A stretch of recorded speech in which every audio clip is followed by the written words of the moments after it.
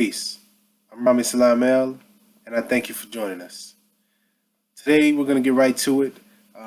The charge has been made against Noble Drew Ali, and there's claims that he plagiarized other works to create this. This is the Holy Koran of the Moorish Holy Temple of Science, also known as the Moorish Science Temple of America. It's also called the Holy Koran Circle 7.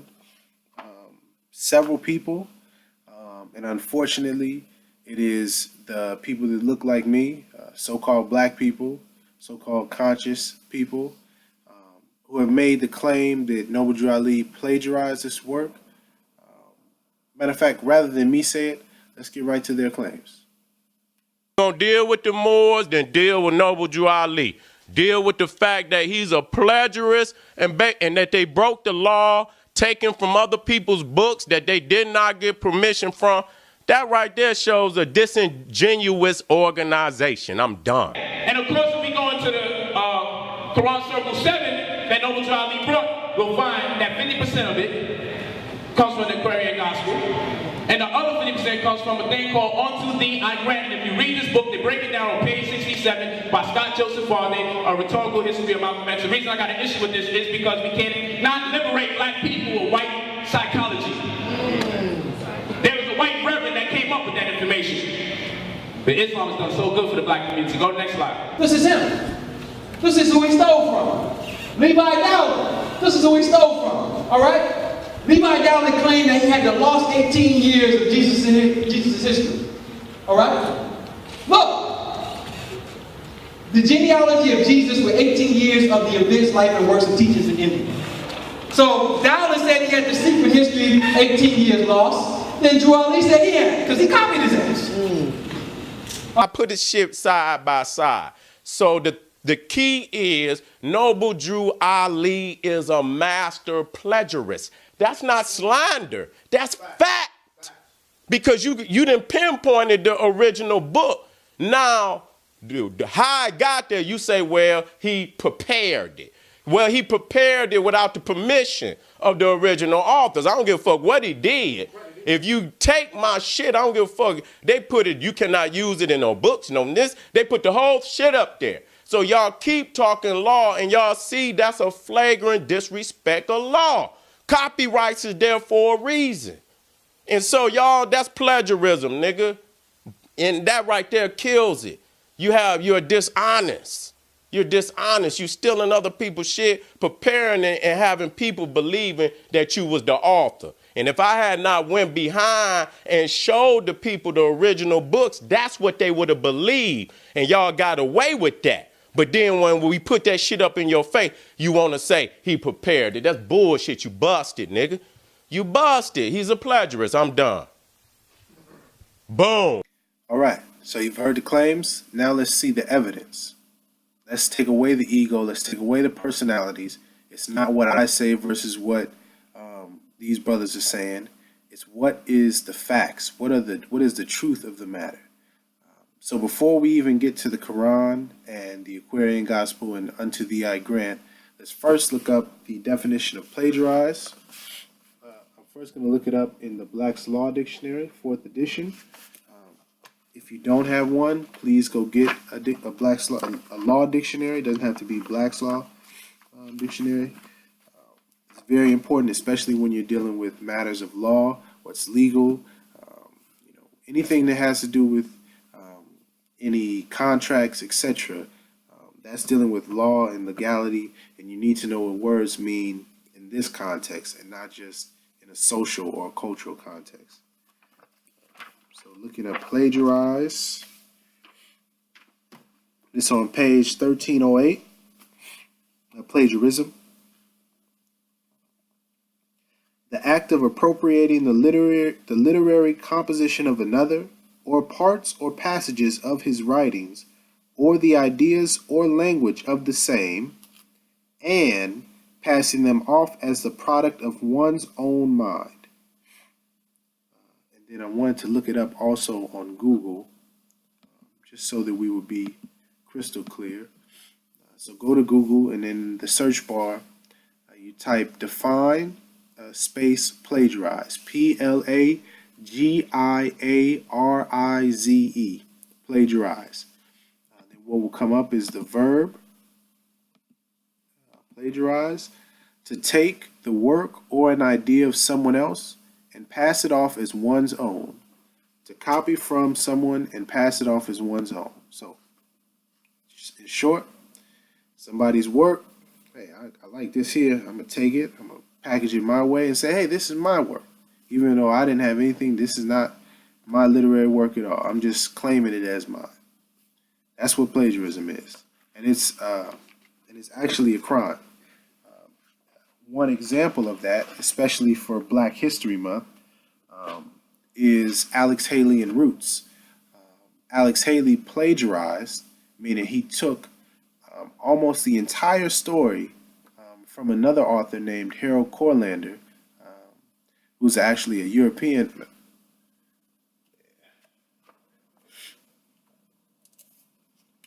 This is one of the books that Harold Corlander wrote, The Fourth World of the Hopis. Harold Corlander, there you can see it right there. Harold. Corlander is Courlander. Piece of that brother that has some amazing works. I don't have the book that the roots came from actually, but anyways, that's an example. If you don't believe me, I don't want you to believe me. Look it up for yourself. Alex Haley, Roots, plagiarized. It'll come up. It's fact.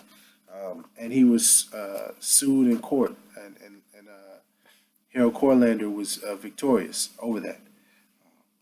So now that we have plagiarism on the record, now let's look at the subject of the discussion. The Holy Koran. The claim is that Noble Drew Ali copied a portion of the Aquarian Gospel of Jesus the Christ from Levi Dowling and a portion from Unto Thee I Grant, and combine them and put them in this book here. On the front cover, I want to see, maybe you might be able to see that clearly. It says, divinely prepared by the noble prophet Drew Ali. So, on the very cover itself, it doesn't say it was written by Noble Drew Ali. It doesn't say it was created by Noble Drew Ali. It doesn't say it was authored by Noble Drew Ali. It doesn't say coming only from Noble Drew Ali. It doesn't say any of that. It says divinely prepared. So, on this fact alone, not what I'm saying, on the fact of what plagiarism is in law and by definition, Noble Drew Ali and this work do not fit the criteria, do not meet the standard to claim that this is plagiarized, because Noble Drew Ali is not claiming this as his own works. But let's go deeper, because you may say, oh, well, it just says that on the cover. Let's go a little deeper. And you can follow along. I'll pull up the link for you. Excuse me. If you go into the Google search bar and you type in Holy Koran circle 7, and that's Holy, Koran is spelled Koran, circle, and the number 7. What'll come up is the first link should be hermetic.com/Moorish. If you click that, it'll be hermetic.com, hermetic.com/Moorish/7Quran.html.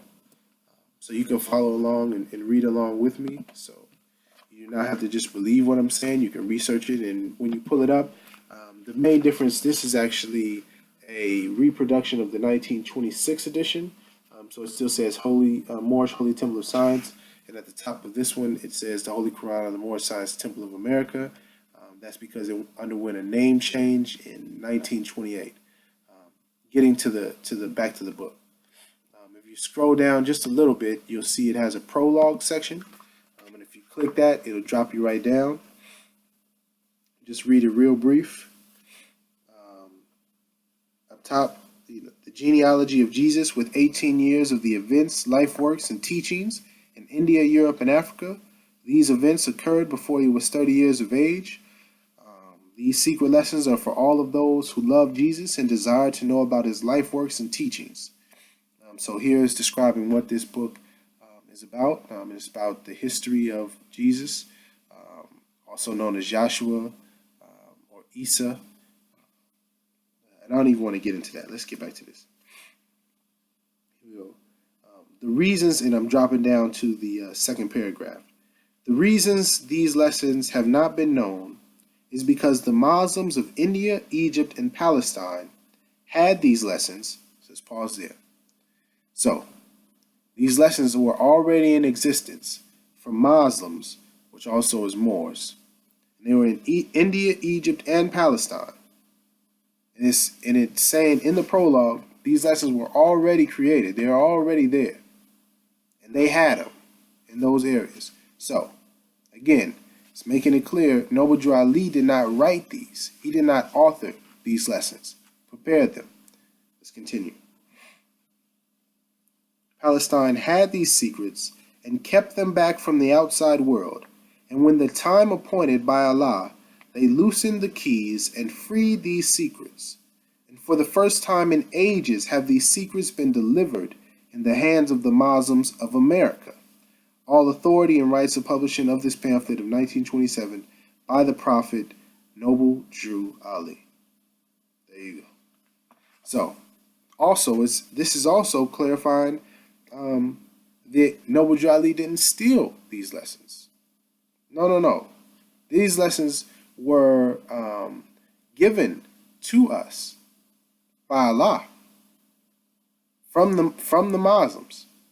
When Allah said it was time, they gave the lessons to Noble Drew Ali, who brought them back. But we'll get a little deeper in that. Before we get there, I wanted to read something. And excuse me, I have a lot. This topic I've seen many people make this claim, and it's a bit aggravating, only because I know some of these individuals, polite, Ali Muhammad. I know that these people know this information, and they're purposely trying to mislead people, and that really bothers me. But it's okay, because schemers and people, they make plans, and Allah makes plans. Let's go to, again, not what I say, not what anyone else is saying. Let's stick to the evidence. This is Moorish literature from the Moorish Science Temple of America. This is like an official compilation of writings from Noble Drew Ali when he was on the earth. We're going to go right to number 25. And this one is entitled, and if you want to follow along and you don't have this information, just go for a Google. Let's go back to Google search so you can read along with this one. Let's see, pull them up. You go to Google search, go to Moorish literature. And the first site that comes up there is Moorish Guide Literature, moorishkingdom.tripod.com/ID56. And right at the top it says Allah's Temple, the New Moorish Literature. And if you scroll down, they're numbered there. And if you scroll down to 25, you will come to the excerpt that's called Masterpiece of Religious Literature, Secrets of Other Creeds Revealed.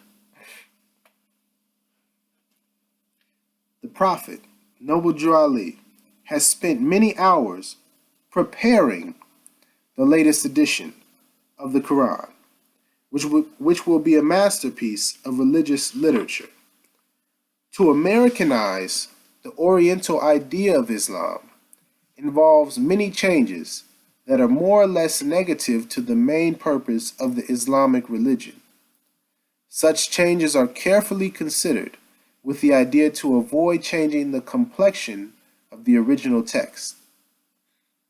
The philosophy of the ancient prophets is the main initiative in the compilation of the Quran.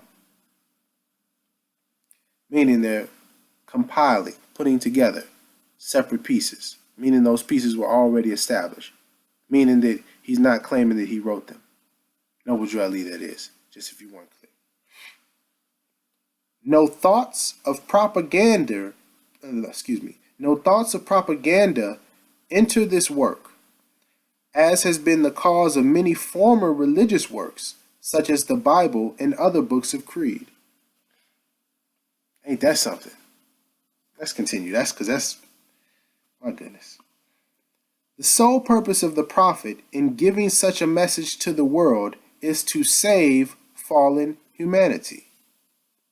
When a compiler attempts to inject propaganda into a work of this kind, there arises a need to cover the true text in order to prevent a clash with the truth and ideas involved in such propaganda. Former works of this kind have either hindered or helped the nations proportionately to the adherence to the truth, as to the original purpose of keeping the ignorant in such a state. It is hard to resist the temptation to use this medium for gain. Hence, many of the former treatises on works of this kind have been the means to foster ideas of the unscrupulous, wherein they desire to use religious influence for gain. The many secrets known to the prophet that could be used for the salvation of the nation were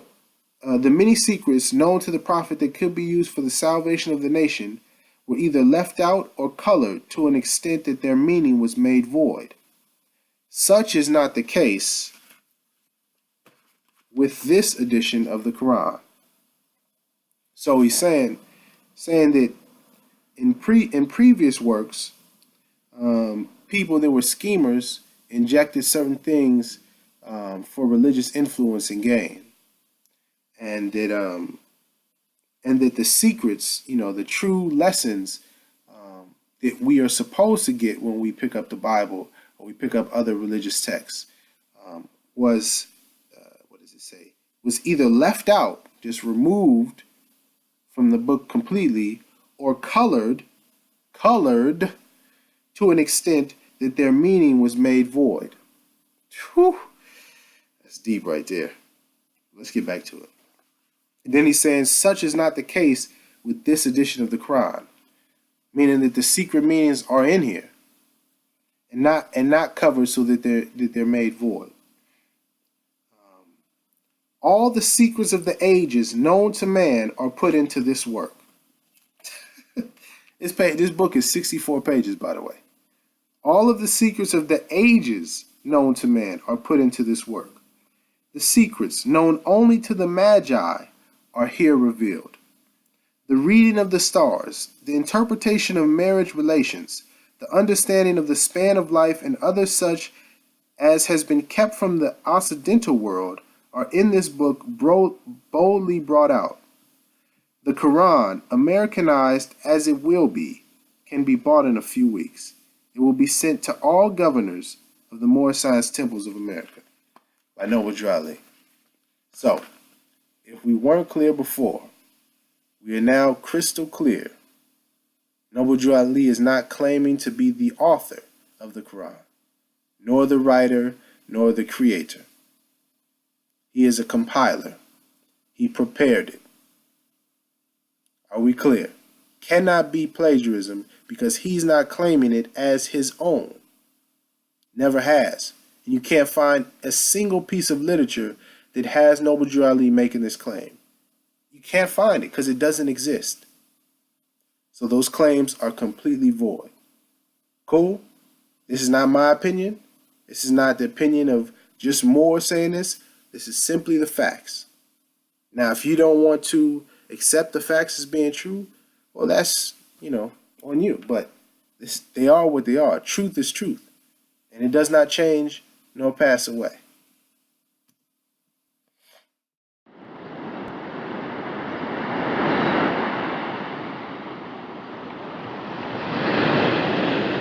Saturday, sovereign, super, natural state, master, title track, Muhammad Ali, Wamiya, Mahatma.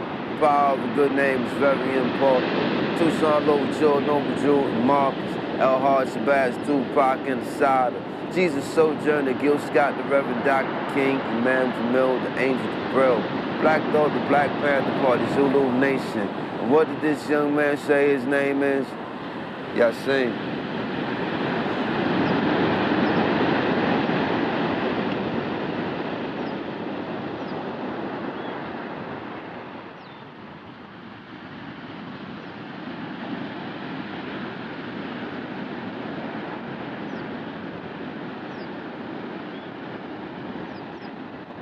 Now, made it crystal clear, put a period mark, end the discussion, put it to bed, lights off on the idea that Noble Drew Ali is a plagiarist. He is not. Fact. Because by the definition, he would have had to claim authorship of the Quran in order for him to be a plagiarist.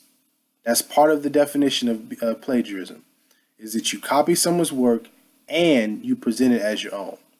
And it was evidence and documentation shown both from the Quran itself as well as outside the Quran that Noble Drew Ali did not claim that he was the author, and furthermore established that this information, these lessons, had already been in existence prior to him coming into the information. So, just off of that alone, not even looking at any other text, we can show and prove that Noble Drew Ali isn't a plagiarist. But I want to make sure that we clear up the front end of that, because I want it to be crystal clear that Noble Drew Ali did not steal the information from Levi Dowling, and especially Levi Dowling, because that is the one person that I hear people like Polite, people like Ali Muhammad, what's the other guy, Sarah Seti, Shaka Amos, and anybody that tries to talk against Noble Drew Ali, they always try to throw that in, and it's a very nonsensical argument. And I have some documentation that I want to get to, but before that, I really want you watching, I want us to use our minds right now, and let's just use common sense and think about this. We have so-called conscious brothers. These people are the same people that say we need to come together in unity, and they are trying to make the claim that one of the people that look like us, dark melanated skin brother, is also a universal prophet, a universal on the same level as Buddha, Confucius, on that level of a prophet, right? They're trying to accuse him of copying sacred information about Jesus, Isa, Yahshua, who also looks just like us. And it's in the Quran, and it spells it out plain as day. Matter of fact, let me get this right now before we even get to that, man. This doesn't make any sense to me. Let's see here. Jesus. Here we go. In the chapter, The Beginning of Christianity, no less. Line 2. Jesus himself was of the true blood of the ancient Canaanites and Moabites and the inhabitants of Africa. So, whether you feel Jesus existed or not, whatever, the book that Noble Drew Ali brought, the Quran, is putting it very plain. You don't have to interpret it through the Bible verse, and you don't have to guess. And no, he's saying this person, who we know as Jesus, was a descendant of the inhabitants of Africa and the Canaanites and the Moabites, which were our people, dark-skinned people. So understand that you have a book that's making it clear on who Jesus was and what Jesus looked like and where his lineage is from, amongst plenty of other information. And you have conscious brothers who are trying to attack a universal prophet and claim that he got this information from a European man. Understand, use your common sense now, that a universal prophet from North America, born in North Carolina, no less, that he had to copy a European in order to get this information. What kind of sense does that make? Never mind the fact that this European man also was in the U.S. Army, which historically has not been good for our people or any people around the world. Okay? He also is in Christianity, which goes against this, because if you look in chapter 48, the end of time and the fulfilling of prophecies, we go right on down to number 7. It says, oh no, let me go to 6 first, so that we can get that whole thing together. We, as a clean and pure nation descended from the inhabitants of Africa, do not desire to amalgamate or marry into the families of the pale-skinned nations of Europe, neither serve the gods of their religion, because our forefathers are the true and divine founders of the first religious creed, for the redemption and salvation of mankind on earth. Therefore, we are returning the church and Christianity back to the European nations as it was prepared by their forefathers for their earthly salvation.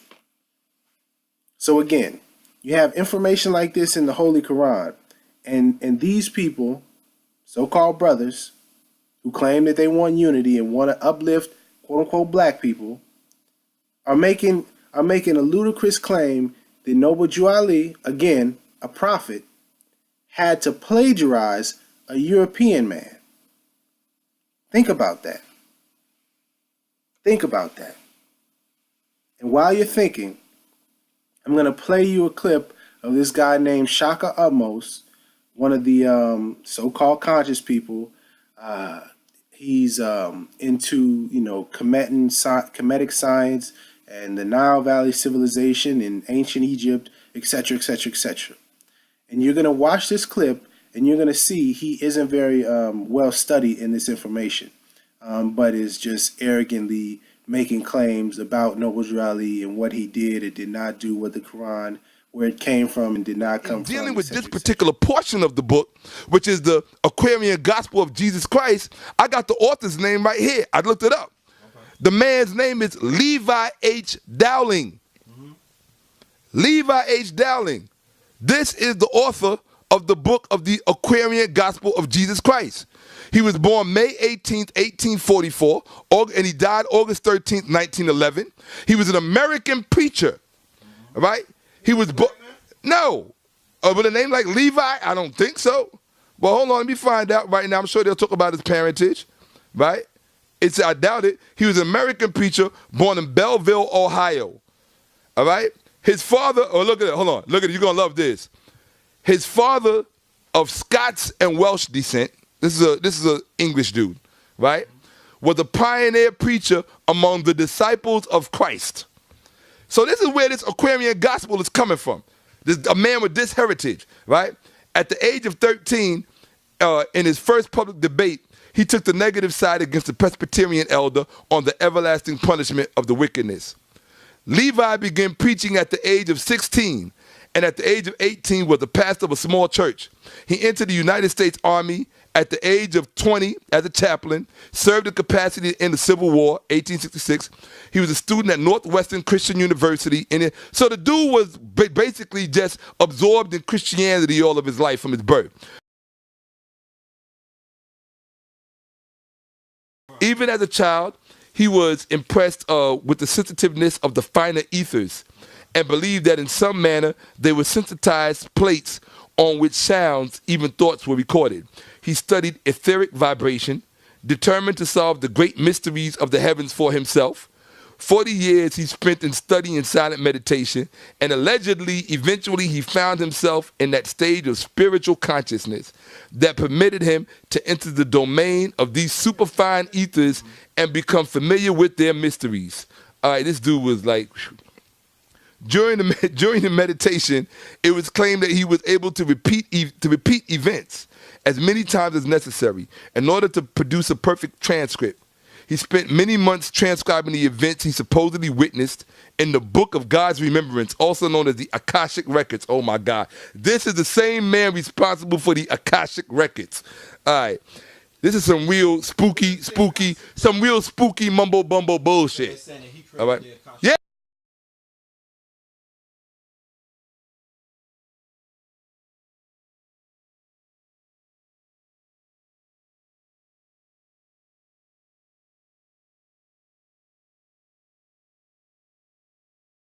spooky mumbo bumbo bullshit.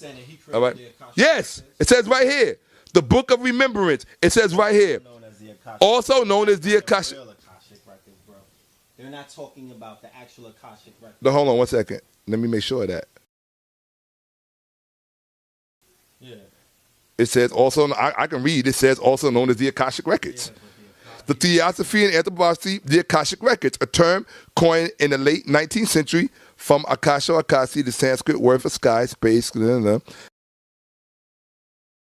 a compendium of thoughts of emotion by Theos. Hold on 1 second. Let's see who created it. And emotions. I know how you metaphysicists are. Y'all think all this stuff just fell out of the sky. Events, emotions believed by Theosophists to be encoded in a non-physical plane of existence. So there's a bunch of bullshit. Astral plane and anecdotal accounts, but no scientific evidence for existence of the account. But there are anecdotal accounts, but no scientific evidence for existence of the Akashic records. All right. I see Rudolf Steiner's name. All right, so as you can see, Shaka Almost was reading the biography of Levi Dowling, and after the person that interrupted him and was correcting him on something, that was a Moore piece, the red pill and blue pill, two Moors, twins at that, two Moors in the New York territory of North America. Much love to them. That's actually where I got the Moors hoodie that you may see in other videos from. That's Kings County Clothing. Let me get it correct for you. Yeah.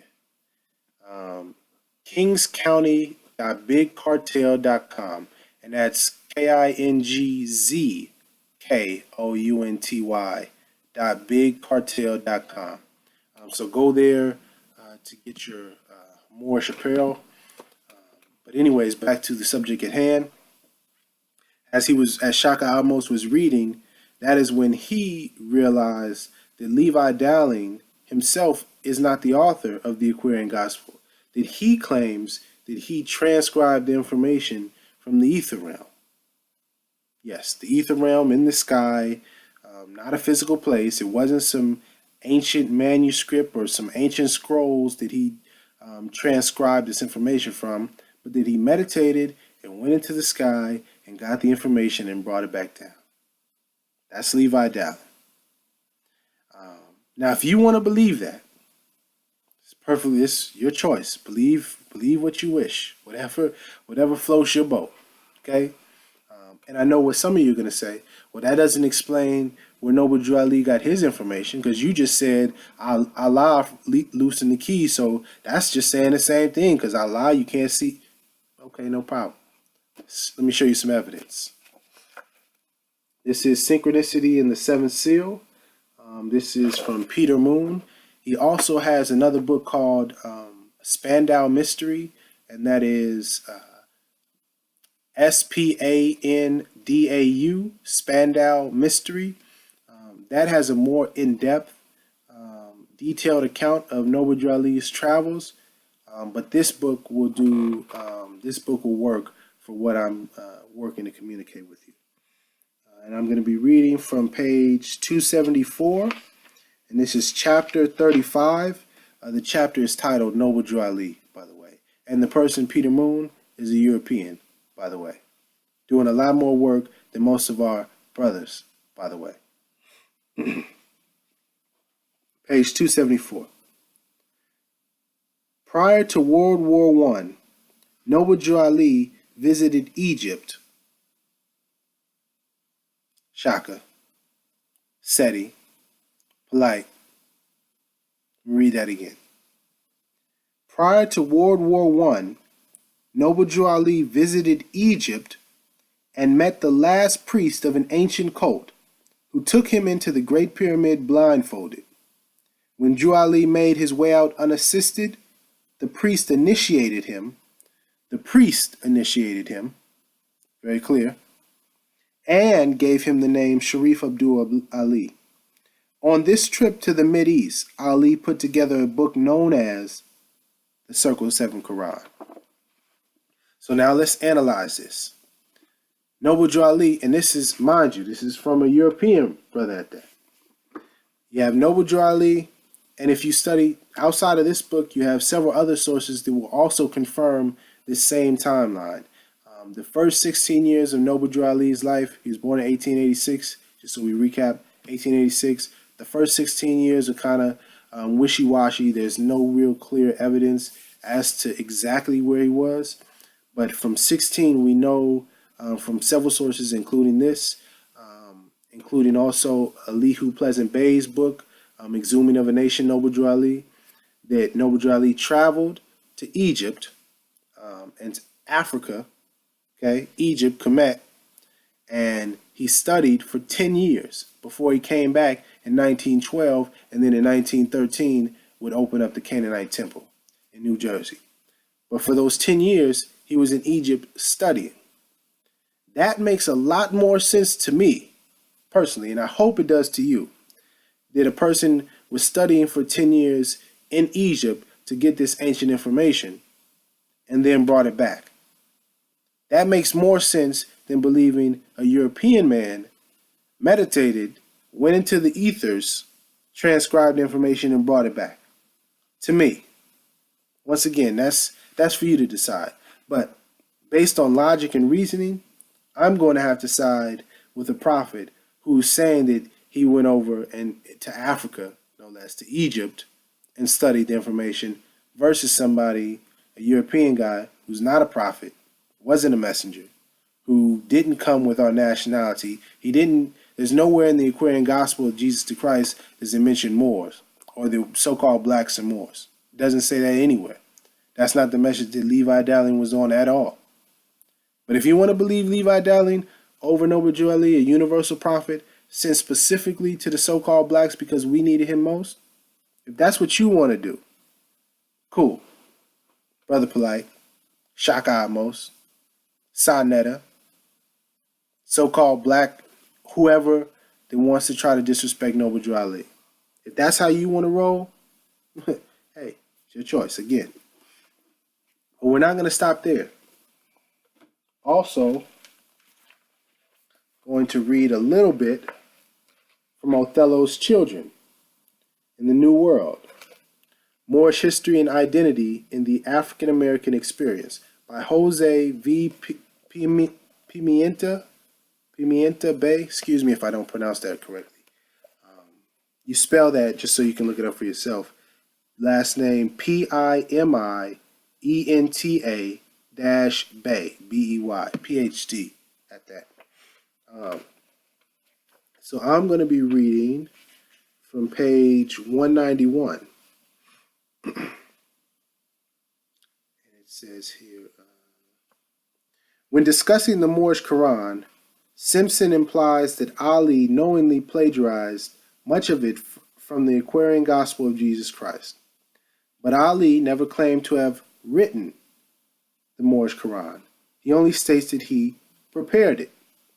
Simpson says that the Aquarian Gospel is a text which is said to have been spiritually revealed to Levi Dowling, a Scott Welshman living in 19th century Ohio.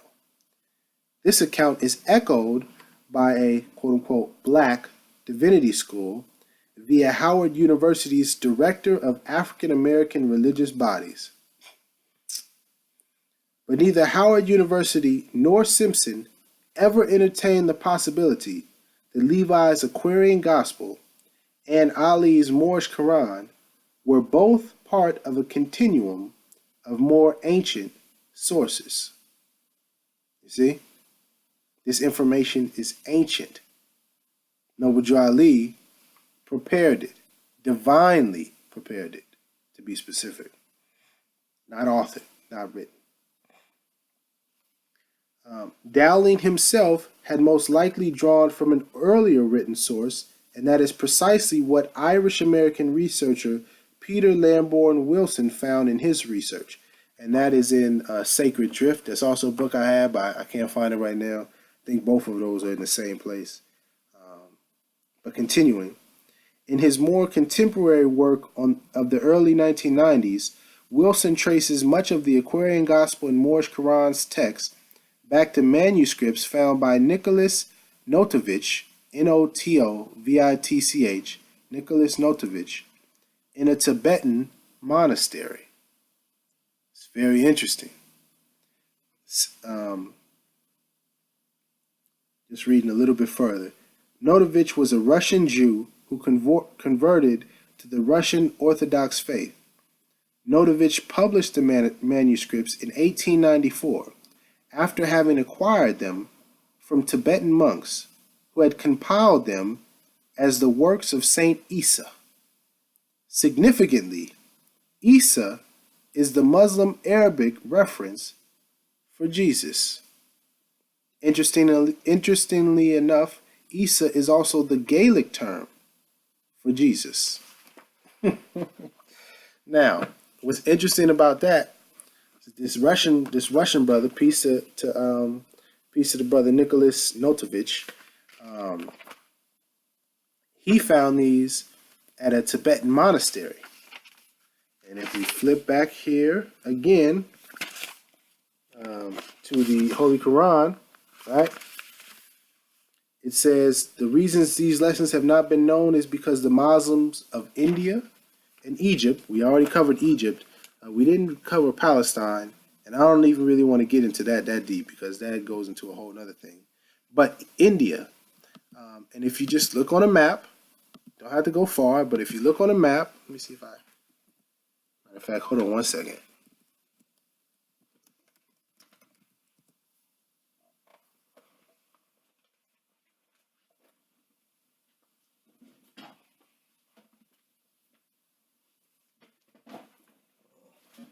Was going to try to show you a map to show you how close India and Tibet are, but they're right next to each other. So we had this information in India, and the Russian brother found it in Tibet. But I don't even want to just leave it at that because there's something I want to show you. So we're going to go to a clip, and then we're going to come back.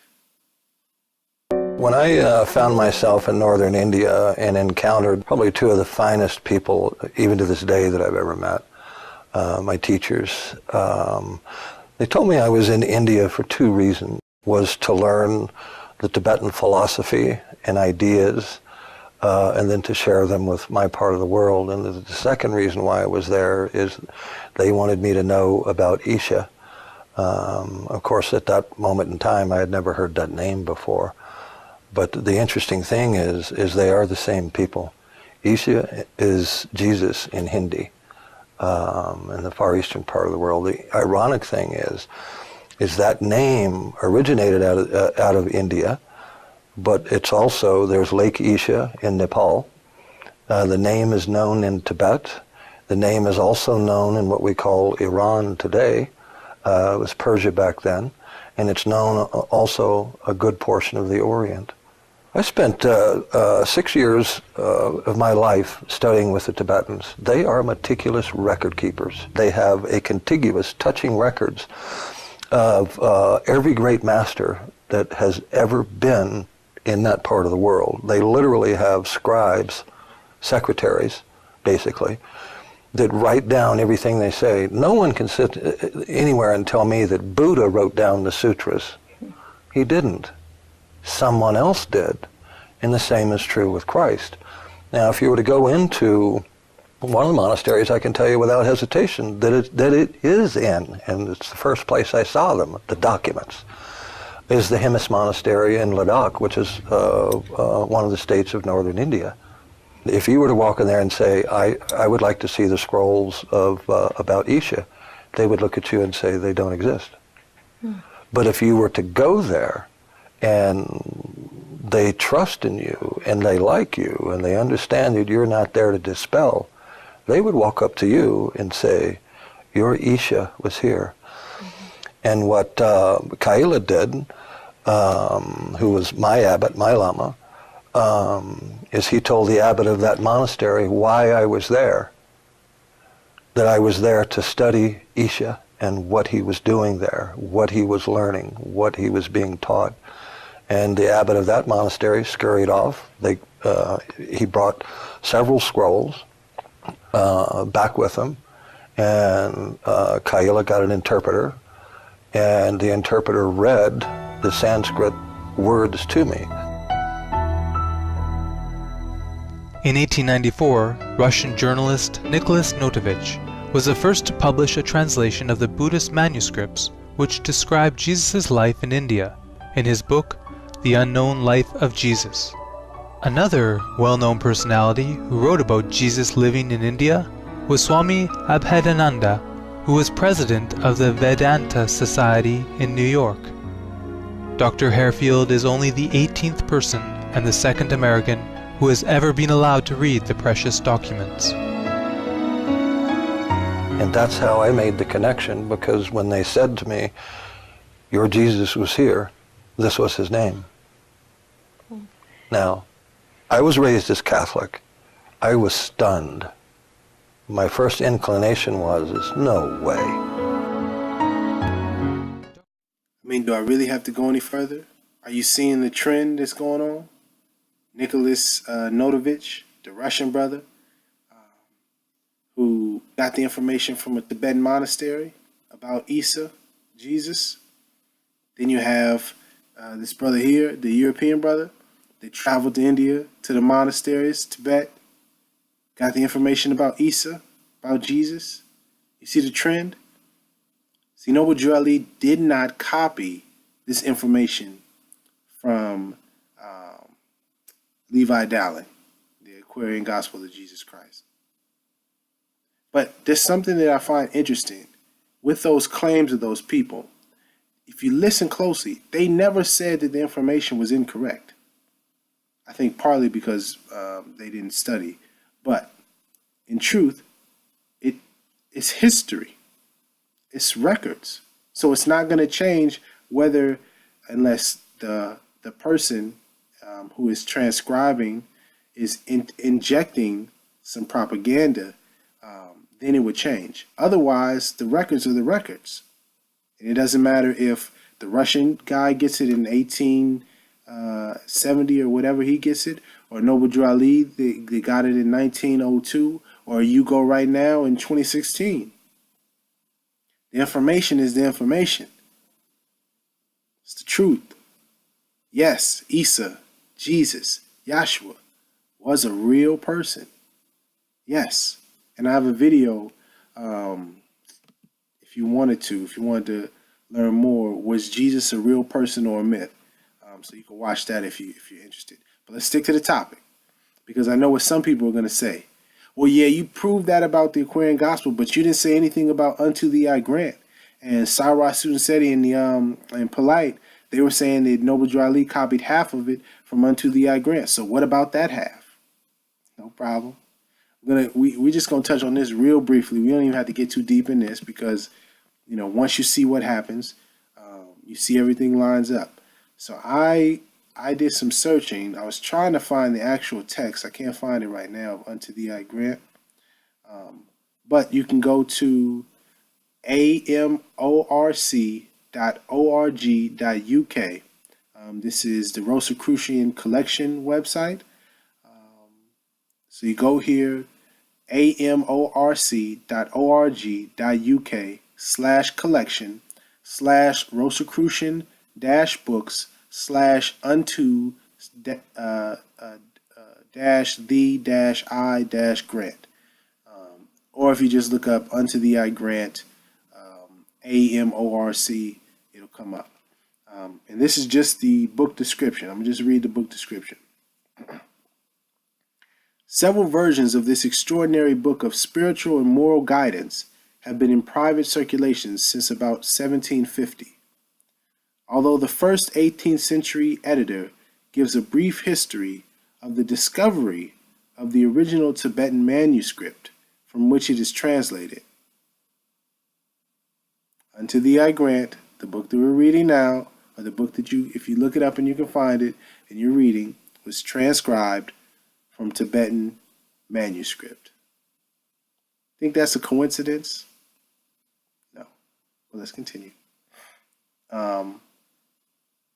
Gives a brief history of the discovery of the original Tibetan manuscript from which it was translated. Little is known about its true origins and purpose. Research has been done in this regard in recent years, but it is still not known precisely who the author was, when the book was written, whether it was written by one person or as several contributors, and whether it was originally planned and written as a comprehensive course of instruction or was a compilation of sayings collected over a period of years, decades, even centuries. Deep. But just so we're thorough, I had a couple other ones opened up. This one is coming from Rosicrucian.org. That's ROSICRUCIAN.org. And reading here, and this is Rosicrucian.org/Rosicrucian-books-unto-the-I-grant. So if you just go to text, Rosicrucian Books Unto the I-grant is right there. Oh, snap. And you can actually download a PDF copy of the book. I'm about to download it right now. Good day. Oh, snap. It popped right open. Let me read this. Let me just read this right from the book itself. Contents, preface. Okay.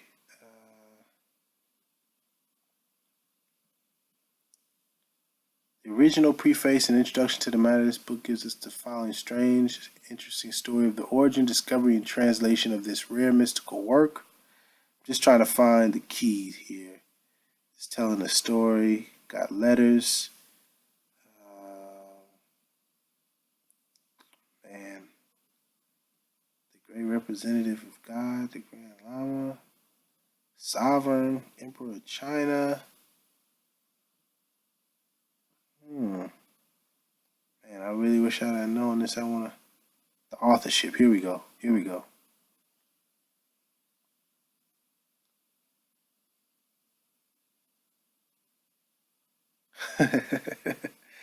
Huh, interesting.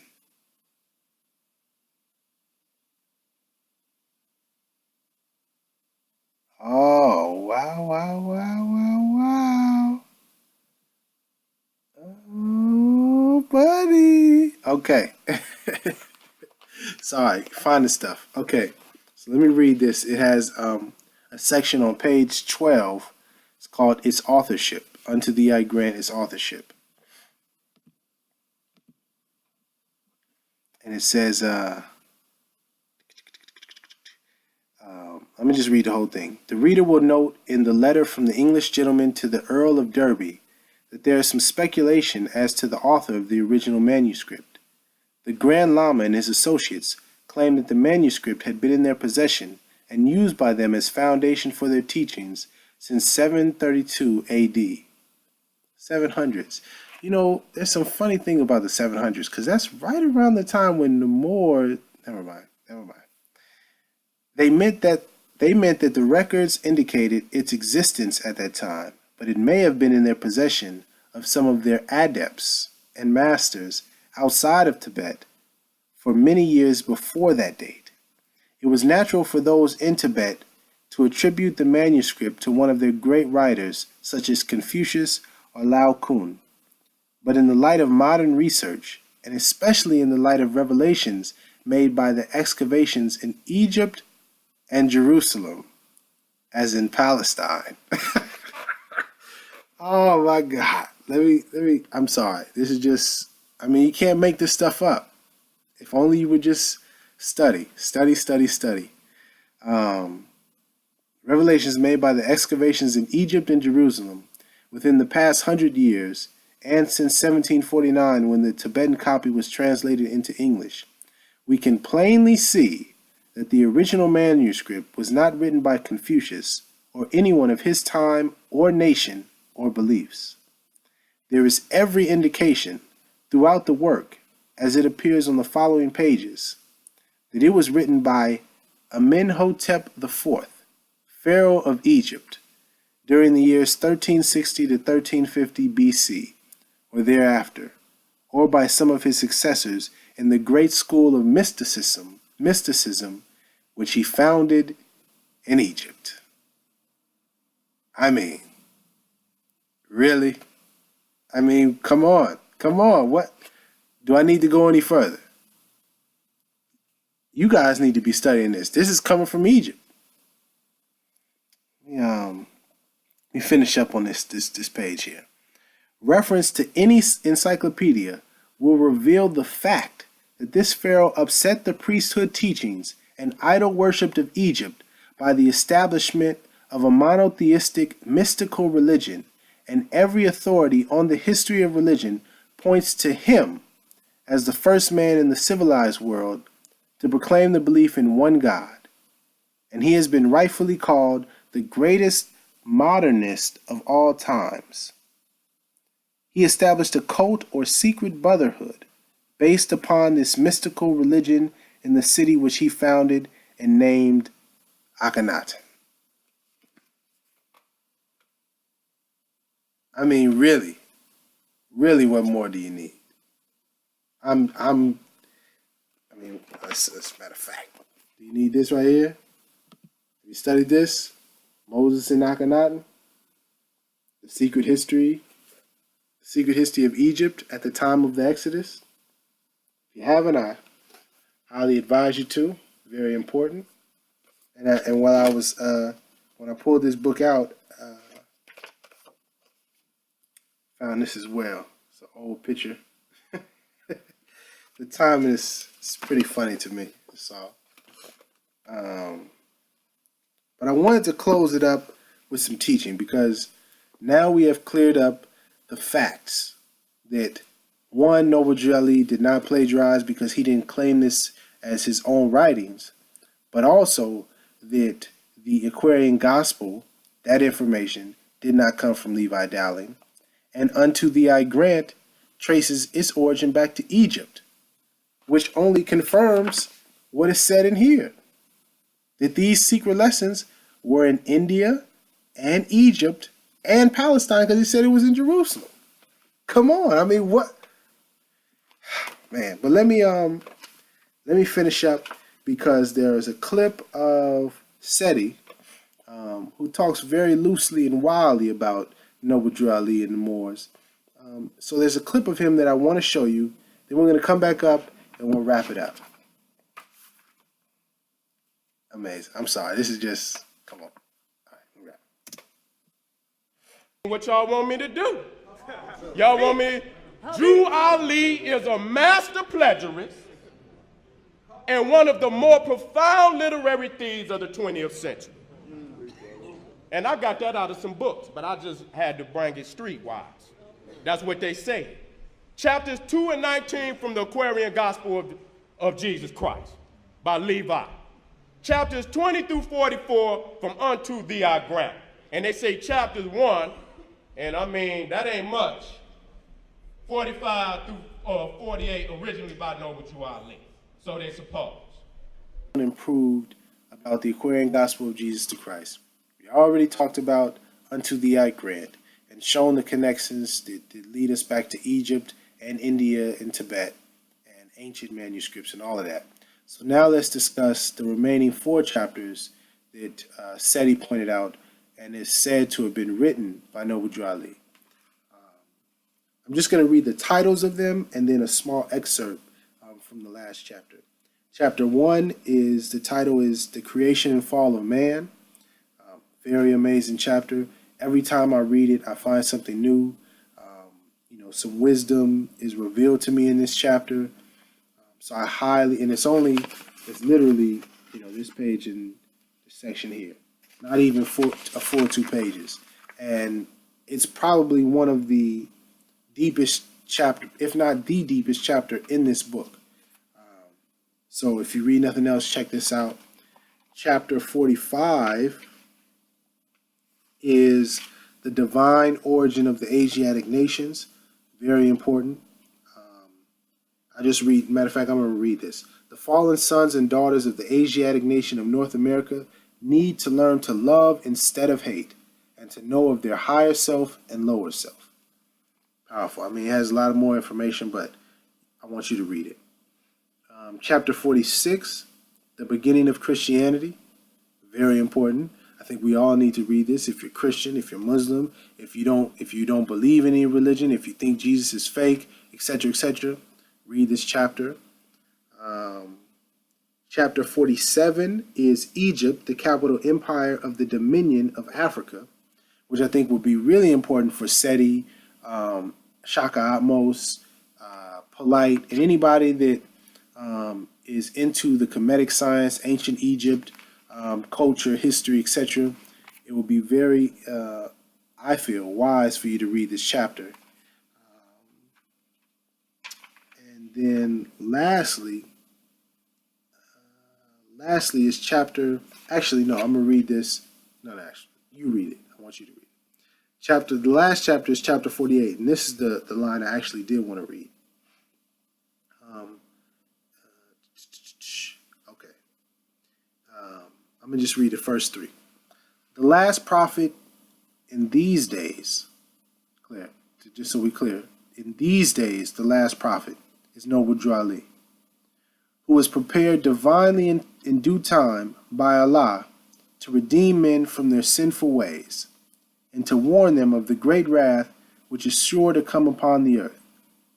John the Baptist was the forerunner of Jesus in those days, to warn and stir up the nation and prepare them to receive the divine creed which was to be taught by Jesus.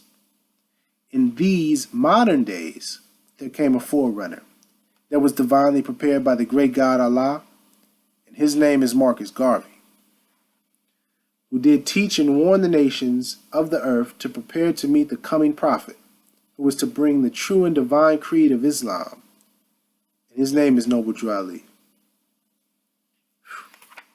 So, it's the Holy Koran, and it identifies Marcus Garvey as the forerunner to our prophet, Noble Drew Ali. He equates Marcus Garvey's position to John in ancient times with Jesus. John was like the right-hand man.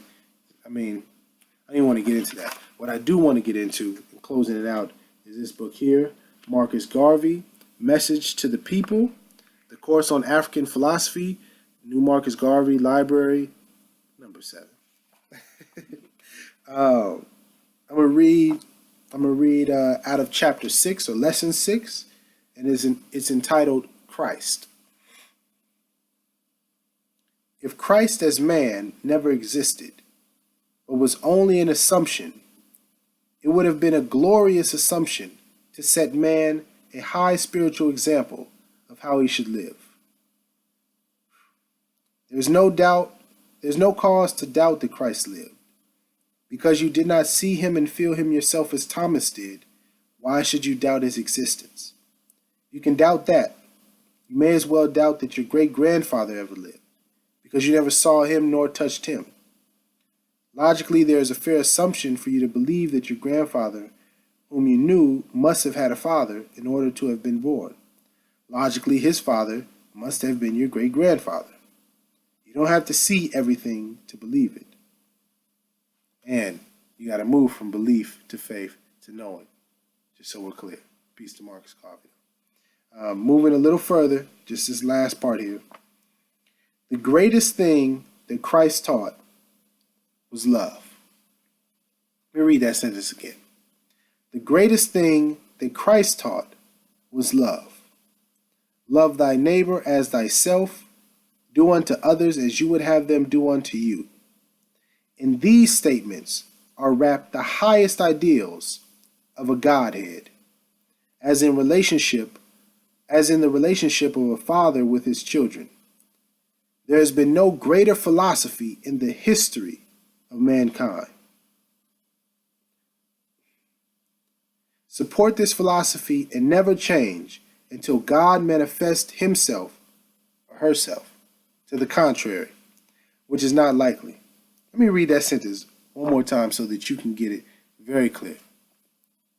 There has been no greater philosophy in the history of mankind other than love thy neighbor as thyself, do unto others as you would have them do unto you. The golden rule, love. The greatest philosophy. And don't change, don't get off that square until God manifests himself, herself, itself and says otherwise. Our creed, our divine creed, is love, truth, peace, freedom, and justice. And love is the first principle. Love is the answer. Love is the answer.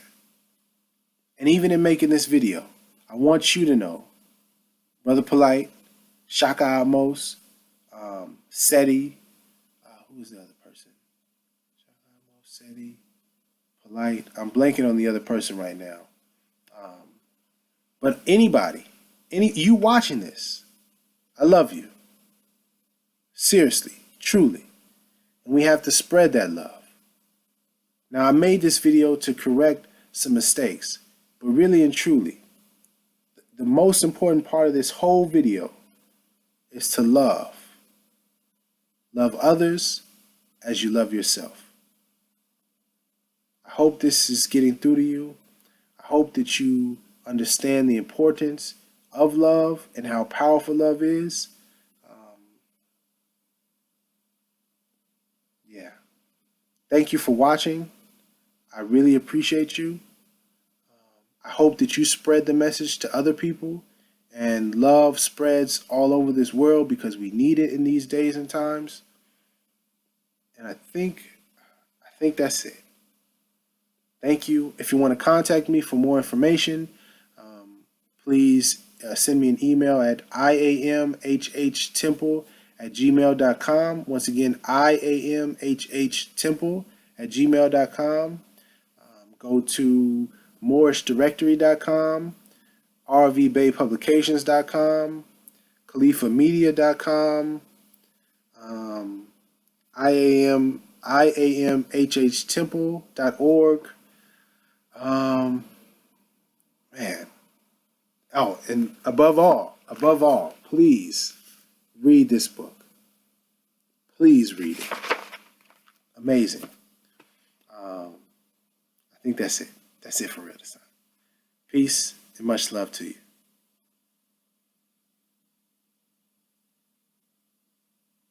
Christ is there for a reason. And so, y'all, that's plagiarism, nigga. And that right there kills it. You're dishonest. You're dishonest. You stealing other people's shit, preparing it, and having people believing that you was the author. And if I had not went behind and showed the people the original books, that's what they would have believed. And y'all got away with that. But then when we put that shit up in your face, you want to say he prepared it. That's bullshit. You busted, nigga. You busted. He's a plagiarist. I'm done. Boom. All right. So you've heard the claims. Now let's see the evidence. Let's take away the ego. Let's take away the personalities. It's not what I say versus what these brothers are saying. It's what is the facts. What is the truth of the matter? So before we even get to the Quran and the Aquarian Gospel and unto thee I grant, let's first look up the definition of plagiarize. I'm first going to look it up in the Black's Law Dictionary, 4th edition. If you don't have one, please go get a law dictionary. It doesn't have to be Black's Law Dictionary. It's very important, especially when you're dealing with matters of law, what's legal, anything that has to do with Joseph Farley, a rhetorical history of Malcolm X. The reason I got an issue with this is because we cannot liberate black people with white psychology. There was a white reverend that came up with that information. But Islam has done so good for the black community. Go to the next slide. This is him. This is who he stole from. Levi Dowling. This is who he stole from. All right? Levi Dowling claimed that he had the lost 18 years of Jesus' history. All right? Look. The genealogy of Jesus with 18 years of the events, life, and works of teachers in India. So Dowling said he had the secret history, 18 years lost. Then Drew Ali said he had, because he copied his ass. I put this shit side by side. So the key is Noble Drew Ali is a master plagiarist. That's not slander. That's fact. Because you done pinpointed the original book. Now, dude, how I got there, you say, well, he prepared it. Well, he prepared it without the permission of the original authors. I don't give a fuck what he did. If you take my shit, I don't give a fuck. They put it, you cannot use it in no books, no this. They put the whole shit up there. So y'all keep talking law and y'all see that's a flagrant disrespect of law. Copyright. Peace. I'm Rami Salam El, and I thank you for joining us. Today, we're going to get right to it. The charge has been made against Noble Drew Ali, and there's claims that he plagiarized other works to create this. This is the Holy Koran of the Moorish Holy Temple of Science, also known as the Moorish Science Temple of America. It's also called the Holy Koran Circle 7. Several people, and unfortunately, it is the people that look like me, so-called black people, so-called conscious people, who have made the claim that Noble Drew Ali plagiarized this work. Matter of fact, rather than me say it, let's get right to their claims. Gonna deal with the Moors, then deal with Noble Drew Ali. Deal with the fact that he's a plagiarist and that they broke the law, taken from other people's books that they did not get permission from.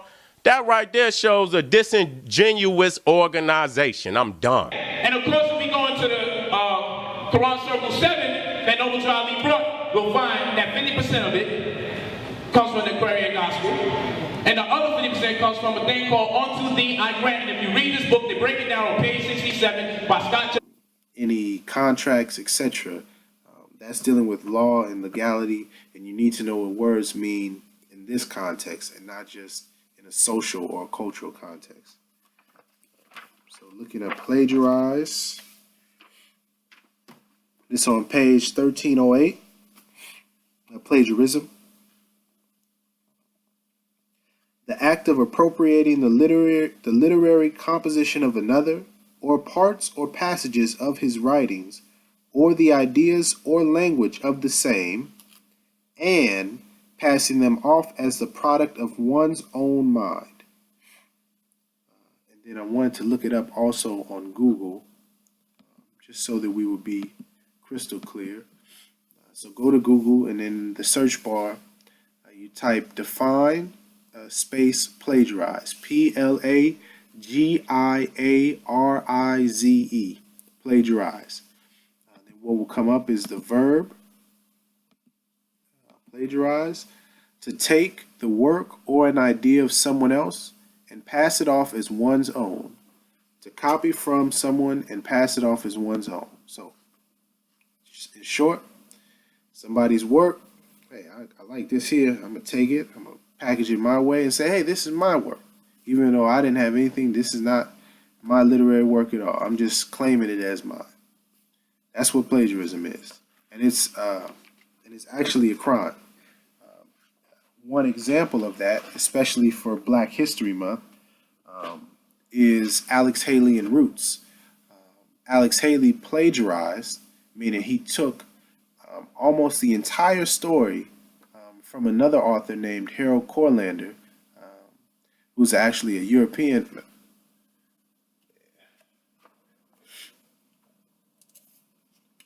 This is one of the books that Harold Corlander wrote, The Fourth World of the Hopis. Harold Corlander, there you can see it right there. Harold. Corlander is Courlander. Peace to that brother that has some amazing works. I don't have the book that the roots came from, actually, but anyways, that's an example. If you don't believe me, I don't want you to believe me. Look it up for yourself. Alex Haley, Roots, plagiarized. It'll come up. It's fact. And he was sued in court.